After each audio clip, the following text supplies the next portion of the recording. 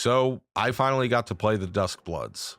And after watching the trailers, reading about it, and now actually getting my hands on it, I finally see what the hell From Software has been trying to do. Mostly. It is fun. It is chaotic. It is super interesting. Above all, it is plain weird. So let's talk about it. Oh, and quick disclaimer, we weren't allowed to record or stream the footage during the network test. So the gameplay you're seeing has been the same recycled official gameplay that you've been seeing across every channel. So yeah, the Duskbloods has been in development for quite a while. I think they said starting in 2021, although I heard reports that they were working on it around the same time as Sekiro. I don't know how true that is, but anyway. So basically, Miyazaki comes to Nintendo with this idea for a multiplayer game. Well, actually, a few different ideas. I think the original pitch had involved chibi-looking characters, but they quickly realized that wasn't going to work here. And From Software particularly wanted Nintendo because of their long standing in the video game industry, and even back when they were just a card company, they've always respected them and they thought they'd be good partners. So Miyazaki brought this idea to them. They said, okay, sure. And then Nintendo came back to them and said, we're actually developing the Switch 2. So if you want to switch gears, be our guest. And that's what they did. So Miyazaki took this small team working on the Duskbloods for Switch 1, and it turned into a big title. And so this thing was finally revealed last April during a direct. And everybody was super fucking confused. We saw blood, we saw gothic architectures, we thought Bloodborne, right? But no. Instead, we got guns, 8-player multiplayer, chaos in a big map, and a guy who turns into a fucking dinosaur. So I guess that's close enough. So what actually is this game? The easiest way to describe it is that it's an 8-player PvPvE extraction type game. I was talking with some friends the other day, and honestly, in my experience, this is like if you took Elden Ring Night Rain, the City Trials mode from Kirby Air Ride, and Escape from Tarkov, and you mixed them all together and you had a baby.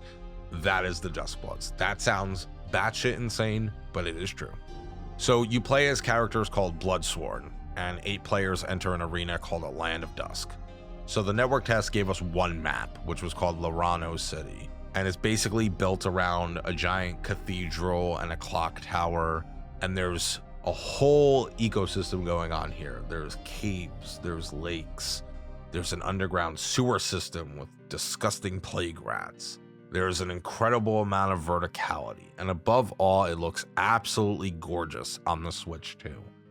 People have complained about graphical fidelity from Software in their games, but in this game, I think they really brought their A game. It is gorgeous, and I've always admired their art direction too. So yeah, in this game, there are many objectives. The biggest thing you're trying to do is gather what's called virtue. Virtue is like your score, and it's very akin to like tabletop games like Catan. So it's like how you rank in the game. A match is divided into 4 phases, and as the match progresses, players with the lowest virtue are eliminated. You start phase 1 with all 8 players, and nobody gets eliminated, so this is your chance to explore, level up, kill enemies, find equipment, and build up your virtue. At this point, I wouldn't really recommend trying to tackle field bosses. You can, of course, but I mean, you're going to be so weak starting out that it might not be a good idea. So after phase 2, the bottom 2 players are eliminated, so you're left with 6 people. Then there is a phase 3. After phase 3, 3 more are eliminated. That leaves the top 3 players for the final phase. And then you beat the shit out of each other, but we'll get to that. So what are you actually doing? This is where Duskbloods is interesting, because there's a lot of different ways you can build virtue and level up. You can defeat powerful enemies. You can explore and collect items. You can complete different objectives and side quests. You can fight other players. There's even like these corpses sitting around that you can light on fire. That gives you virtue. Very normal From Software shit. And while you're doing all this, there's a roguelike element of you building your character. So you gain levels during the match, and that increases things like health and attack power. And then you can upgrade weapons with different affinities. So there's like these alchemy forges on the map, and you can imbue your weapon with like fire or poison or lightning, and it's really cool. Then if you defeat powerful enemies like great foes or trespassers that are called, you get powers of blood, which basically gives you bonuses for that match. So like in Night Rain, you could like upgrade your stamina, your health, you can increase guard counters, things like that, and you can have up to 5 of them active. So you pick a Bloodsworn at the beginning, but exactly how that character develops during the match depends on what you decide to do. And that's really fun to me, because a lot of people are going to be disappointed to find that you can't just customize and create your own character. I do hear that in the full game release, there will be customization of some sort. I don't know to what extent though. But I mostly played as Albert, who acts as like the poster child for the game. So every character gets a melee weapon, a ranged attack, blood arts, and passives. So Albert is nice because he's all around a good character to use. He's well balanced. You get like this jeweled saber as your melee weapon. You also have a submachine gun, which I still gotta say, in that first teaser trailer, watching him jump around and shoot people was fucking dope. So I knew he had to be the first character I picked. As far as his blood arts, he's got this blood blade, which kind of throws a bunch of bloody blades at once. And then he has a light attack, which acts like kind of like the Comet Azure from Elden Ring. It's really cool. It's really powerful. So I actually had a lot of fun with him. I also really liked Sniper Layla, because in any multiplayer game, I'm pretty proficient as a sniper. And of course, the fan favorite Zork, who, I mean, you cannot convince me he's not a squid just cosplaying as a human. But anyway, I was surprised to see how fluid and fast combat can be, or just moving around the map in general. You get a triple jump, you get a super jump, so if you hold jump and let it go, and that's like what you've seen in the trailer when Albert jumps really high up and then falls down. You can also dash after you jump, and you can even do airborne combos. So if you see cliffs in front of you that look too high, like maybe in normal games in Duskbloods, you can reach 90% of those heights. And with how much verticality is going on in this game, that's really useful. I mean, shit, you can even climb ropes. They added climbing into this game, so that's fucking. Another thing I really like about this game is that dying doesn't automatically eliminate you. So during these first 3 phases, you come back an unlimited amount of times. So if you get completely ganked in the first minute of a match, you're not sitting there like, oh my God, I waited so long to fucking match make for this. You get another shot. However, it's the end of the match you have to worry about, because there's a system called the culling. And if your virtue isn't high enough, then you're going to get cut. And I actually like this because it means you can take risks without just throwing away your chances at winning. I was lucky enough to win 2 matches, and actually my first match was one of the 2 I won. I don't know, man. I guess I got pretty lucky. But I'll say that, like, dying and reviving in general, it's like exciting to get back into it. It's kind of like akin to playing Call of Duty or Halo back in the day, you know? It's like you just want to get the fuck back up and just charge a dude. Take revenge on his ass. That's how it kind of feels in this game too. So around the map, you can also find companions called the Kin, which are kind of like spirit summons from Elden Ring. So you form a compact with one, and they are bonded to you for the rest of the match, and you can level them up separately. I don't know how many Kin were in the test, but my favorite was the big singing dude who looks like a prisoner, because he just fucking belts out songs randomly at enemies and then also like drop kicks them. It's actually fucking hysterical. I loved it. And then of course we gotta talk about the enemies and the field bosses, because this actually brings a really interesting concept to the game because you're no longer worried about just killing a boss. And this creates one of my favorite parts of the whole concept because you're not simply trying to kill players. You might have to work together with people. You could be brought in to co-op matches, so it'll prompt you with a message saying like, I forget what it says, like they beckon you or something. So you click and hold the minus button and you get sent into that arena. And in this time, there's no friendly fire. So it's just all of you guys versus the boss. And if you all win, you get something called repulsion virtue. And that's kind of a strategy in of itself. But once the fight ends, you're immediately back to being enemies. So it's like, yo, thanks for helping me kill that monster. All right, fuck you. And then you could get ganked. And I really like that dynamic because it almost, I think a fun central theme around From Software games is like just the concept of anti-heroes and not really knowing who you should fully trust. And in this game, it's definitely no different.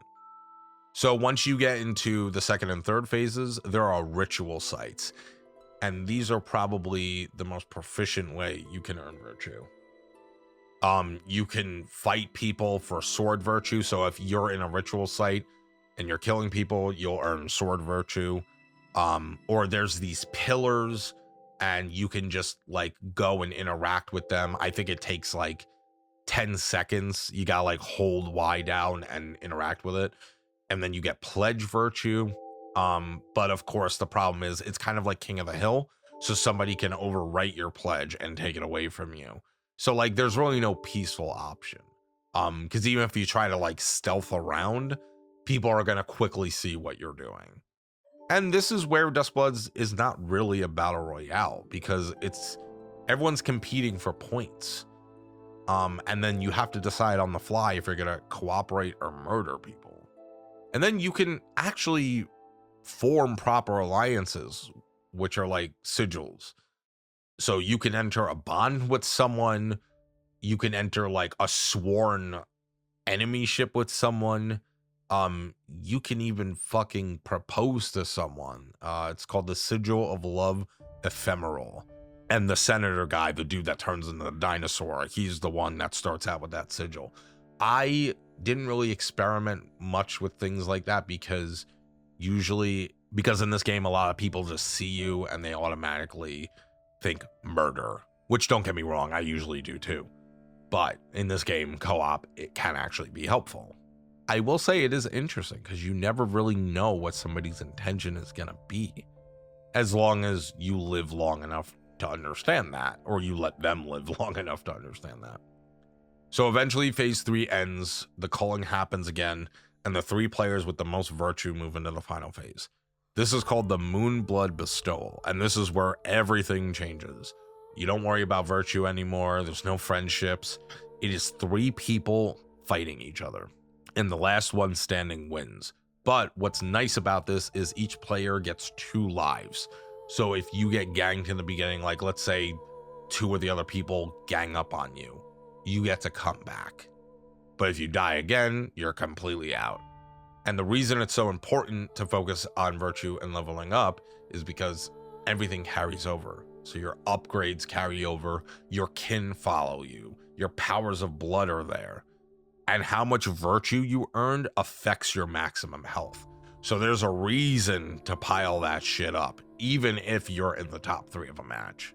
I'll say for me, the Blood Moon Bestowal was probably my favorite part of the game because I can't tell you the adrenaline rush I felt each time I would get there. And I didn't get there every time. But let me tell you something. Everything's building up to that moment and it feels so fucking fun. And I hear in the full release of the game, this final match could sometimes be you guys fighting a boss, kind of like Night Rain. I don't know how involved that's going to be, but I am looking forward to that. So like I said, there was a variety of Bloodsworn in the game. I personally played as Albert the most, and then Sniper Layla and Zork. But they all have a full gamut of weapons and abilities at their disposal. Swords, guns, axes, magic, sniper rifles. The Zork Zork literally just beats the shit out of you with an undersea cable. But I do love his human rocket move, where he just literally takes a jetpack, flies up, and bashes right into you. And then, of course, the Senator is really cool. He's got a rapier. He summons these spirit birds he could throw at you. And then, of course, the dinosaur move, which I think they're going to have to fucking nerf in the full release. Because once that ability is activated, you can essentially keep it activated for like 10 seconds and chase somebody around. And once you get them, you just start eating them, and then you throw them out of your mouth, which sometimes, if you aim right, will just launch you off a fucking cliff. But yeah, so in my rotation was really Albert, Layla, and Zork. And I mean, Albert's great just because he's well-rounded, he's fast-paced, he's well-balanced. Layla, I mean, in pretty much every multiplayer game I play that involves shooting, I love snipers. I've always been pretty proficient as a sniper in games, you know, Gears of War, Halo, Call of Duty, Hitman, whatever it is. So that's what I gravitate towards. And of course Zork, because he became the fucking face of the game. He is a hysterical concept of a character. I love Zork. And I know we're going to get a whole bunch more Bloodsworn in the full release. I don't really know what number. I think we're going to start with like a dozen, but I guess we'll see. So, did I like the game? Yes, of course I love the game. It's really easy for people to dismiss it because, like, it's a Switch 2 exclusive, and it looks like From Software's cashing in on the whole Battle Royale craze. But that's not what it is. I've never played a game like this before. You're fighting other players, but you're also exploring, leveling up, fighting bosses, forming alliances. Hell, you could propose to somebody in the middle of a match. Building a character, deciding what's best to do with your time. And it's just chaotic. It's so much fucking fun. I would say the only concern I really have is going to be variety. The network test only had the 1 level and 6 Bloodsworn. I forget how many kin and about 4 sigils. Now we know the full game is going to include a lot more, but nobody knows truly how much. And that's kind of fun to me. But, you know, once we get to 50 hours in, 100 hours in, when everyone like discovers the meta of the game and the optimal routing of the game and best way to acquire virtue, like how much fun is the game going to be? That's going to be the real test. But I think if From Software has enough characters, really cool bosses, world events, like every match is going to feel super unique. And I could see myself playing this for a long time. But it could be repetitive too. I mean, I still love Night Rain. I still play from time to time, but sometimes it gets repetitive. And that's just kind of the nature of that genre. It has nothing to do with the quality of the game. It's just, that's just kind of how it is. But, you know, I don't know what I was thinking going into the game, but I came out absolutely loving it. I cannot wait for the full release. We don't really know when it's releasing. We know it's this year. But if old network test versus release gaps have anything to say about it, I would venture a guess and say December. There was a rumor that it was going to come out next month, but I doubt that. It'd be cool if it was October or November, but it's probably going to be December. But anyway, it's weird. It's complicated. There's a senator who turns into a dinosaur. I know that's my favorite part. I keep harping on it. But somehow this manages to be one of the most unique games I've ever played. If you also got into the network test, let me know what you thought. And if you didn't, hit me up. Maybe I'll tell you more about the game if you want to know more. But if you enjoyed the video, you know what to do. I won't show the channel, but you came here, so hit those buttons, and I'll see you guys next time.